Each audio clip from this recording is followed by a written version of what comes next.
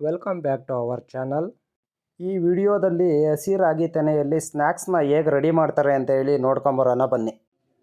ಹಸಿ ರಾಗಿ ತೆನೆಯಲ್ಲಿ ಸ್ನ್ಯಾಕ್ಸ್ ಮಾಡುವ ವಿಧಾನ ಹೇಗೆ ಮಾಡುವುದು ನೋಡಿಕೊಂಡು ಬರೋಣ ಬನ್ನಿ. ಮೊದಲಿಗೆ ಹಸಿ ರಾಗಿ ತೆನೆಯನ್ನು ತಗೊಳ್ಬೇಕು.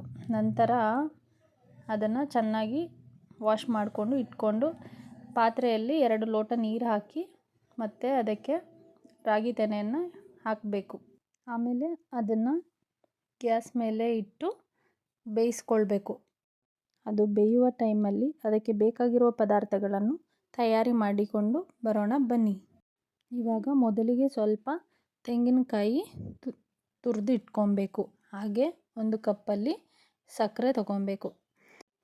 ಹಸಿ ರಾಗಿ ತೆನೆ ಹೇಗೆ ಬೆಂದಿದೆ ಅಂತ ಗೊತ್ತಾಗುತ್ತೆ ಅಂದರೆ ಅದು ಸ್ವಲ್ಪ ಕಾಳು ತೆನೆಯಿಂದ ಬಿಟ್ಕೊಂಡಿರುತ್ತೆ. ಆವಾಗ ನಮಗೆ ಅದು ಬೆಂದಿದೆ ಅಂತ ಗೊತ್ತಾಗುತ್ತೆ.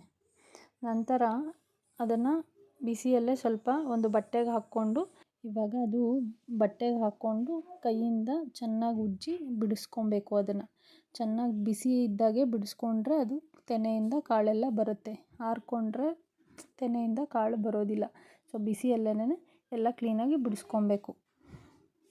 ಅದನ್ನು ಒಂದು ಪಾತ್ರೆಗೆ ಹಾಕ್ಕೊಬೇಕು. ಅದಕ್ಕೆ ತುರಿದಿಟ್ಟಿರುವ ತೆಂಗಿನಕಾಯಿ ಮತ್ತು ಸಕ್ಕರೆ ಸೇರಿಸ್ಕೊಬೇಕು. ಆಮೇಲೆ ಅದನ್ನು ಚೆನ್ನಾಗಿ ಮಿಕ್ಸ್ ಮಾಡಿಕೊಂಡ್ರೆ ಹಸಿ ರಾಗಿ ತೆನೆ ಸ್ನ್ಯಾಕ್ಸ್ ರೆಡಿ ಆಗುತ್ತೆ.